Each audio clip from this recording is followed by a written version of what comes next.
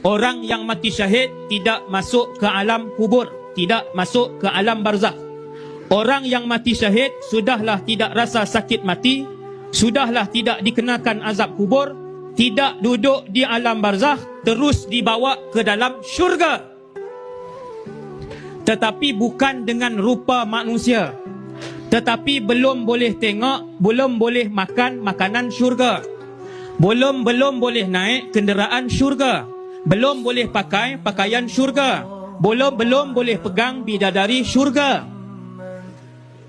Semua yang mati syahid, rohnya dibawa ke syurga, diletakkan di dalam badan seekor burung, satu roh, satu burung, dan kemudian burung itu bermula daripada malam ataupun hari dia mati syahid sampai kiamat akan bersiar-siar ke dalam syurga, akan terbang ke mana sahaja dia nak tengok sudut syurga Allah yang cantik.